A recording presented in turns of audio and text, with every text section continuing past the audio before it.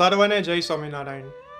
આજે જે પ્રસંગ અમે પ્રસ્તુત કરીએ છીએ તે પૂર્વે ક્યારેય પણ કથામાં શ્રવણ નહીં કર્યો હોય, અને વખતો વખત અમે આવા અનેક અનોખા અપ્રકાશિત પ્રસંગો આ યુટ્યુબ ચેનલ સ્વામિનારાયણ સર્વોપરી પર મૂક્યા છે અને મૂકીએ છીએ। તો જો તમે આ યુટ્યુબ ચેનલ સ્વામિનારાયણ સર્વોપરી પર નવા હોવ તો આ ચેનલને સબસ્ક્રાઇબ કરી બેલ આઇકનને ઓન કરી રાખજો, જેથી ભવિષ્યમાં જે વિડીયો મૂકવામાં આવે તે તમને પ્રાપ્ત થાય। આજે જે પ્રસંગ અમે કહી રહ્યા છે તે મહારાજને સર્વોપરી સમજવા અર્થેનો છે। તો આવો આ પ્રસંગને નિહાળીએ, અને તમને આ પ્રસંગ પરથી શું જણાયું તે કોમેન્ટમાં જરૂરથી જણાવજો। સંવંત 1906ની સાલમાં શ્રી નરનારાયણ દેવની ગાદીના આચાર્ય શ્રી અયોધ્યા પ્રસાદજી મહારાજ તેમજ બ્રહ્મચારી સાધુ હરિજન સહિત અમદાવાદમાં રામનવમીનો સમયો કરીને શ્રી વડતાલે પધાર્યા હતા, ને ત્યાં રાત્રિએ ગોપાળાનંદ સ્વામીના દર્શને નિર્ગુણદાસજી સ્વામી ગયા। ત્યારે ગોપાળાનંદ સ્વામીએ ઉપાસનાની વાતો કરી। તે સાંભળીને નિર્ગુણદાસજી સ્વામીએ કહ્યું છે, સ્વામી, તમે જેમ વાર્તા કરો છો તેમ ક્યારેય નિત્યાનંદ સ્વામી નથી કરતા। ત્યારે સ્વામી બોલ્યા છે, નિત્યાનંદ સ્વામી તો એમ જ સમજે છે, પણ કોઈની બુદ્ધિ નજરમાં નહીં આવતી હોય એમ જાણીને ન કહે। પછી બીજે દિવસ સવારમાં નિત્યાનંદ સ્વામી પોતાને ઉતારે ઢોલિયા ઉપર બેઠા હતા, ને પોતાની આગળ મહાનુભાવાનંદ સ્વામી આદિક આ પક્ષના ઘણા સાધુ તથા વડતાલ દેશના સાધુ બ્રહ્મચારી હરિજન એ સર્વે પૂજા કરીને નોરાનોર પગે લાગવા સારું ચાલ્યા। તે પગે લાગીને નિત્યાનંદ સ્વામી પાસે બેઠા। જ્ઞાન પ્રકાશાનંદ સ્વામી ભાગવતના દસમ સ્કંદના ઉત્તરાર્ધની સુકમુનિએ પ્રાકૃત ટીકા કરી છે, તેમાંથી 89મા અધ્યાયના 61મા શ્લોકની ટીકા ખરડામાં ઉતારીને લાવ્યા હતા।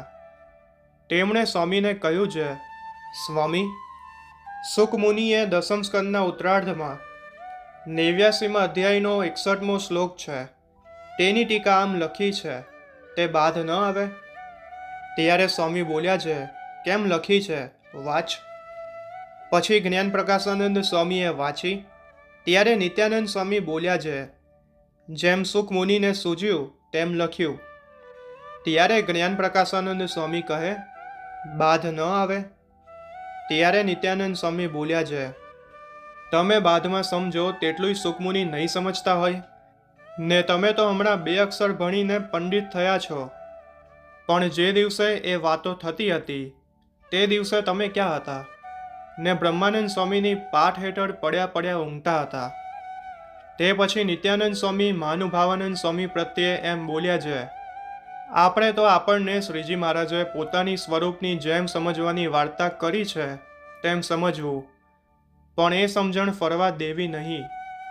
ને જે લખ્યું છે તે તો વાંસલ્યાને અર્થે છે, જેમ આંધળાને લાકડી હાથમાં આપે છે તેમ, પણ દેખતાને લાકડીનું કામ નહીં। ને આજની વાત જેમ છે તેમ કહેવાય નહીં, ને આપણને કહેતા પણ આવડતું નથી। ને કહેતા તો વ્યાસજીને ને સુખજીને આવડે, જે અતિ મોટું કરીને કહે છે, ને જો કોઈને આ વાત જેમ છે તેમ કહીએ તો તેના પેટમાં સમાય નહીં, ને બીજાને જીવ કરી નાખે છે, ને વાંદરાના ઘા જેવું કરે છે, એમ સમજીને બેસી રહ્યા છીએ, ને કોઈને કહેતા નથી। જેતલપુરમાં જ્યારે સંતદાસજી આવ્યા ત્યારે તે વાત સાંભળીને સાધુ સર્વે આવીને ચારેકોર બેઠા, ને પૂછવા માંડ્યા છે, બદ્રિક આશ્રમમાં ઋષિ કેમ રહ્યા છે, ને કેમ તપ કરે છે, ને નરનારાયણ કેમ દર્શન આપે છે, ને તે આશ્રમ કેવો છે?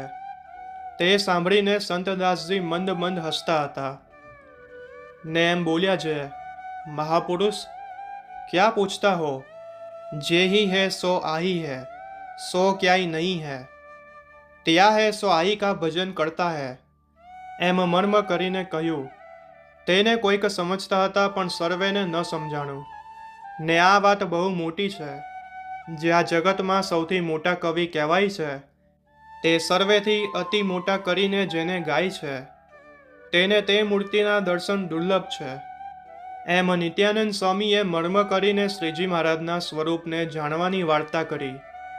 ત્યારે સુતાર નારાયણજી બોલ્યા છે, દેવરામભાઈને અંતકારે મહારાજના દર્શન થયા. ત્યારે તે એમ બોલ્યા છે, હે મહારાજ, તમને આવા હું જાણતો નહોતો. ઓહો હો, આવા તમે છો? એમ મહાઅલૌકિક દર્શન થયું. તેને કહીને દેહ મૂક્યો. એમ નિત્યાનંદ સ્વામીએ વાત કરી. પછી નિર્ગુણદાસજી સ્વામી ત્યાંથી ગોપાળાનંદ સ્વામીના દર્શને ગયા.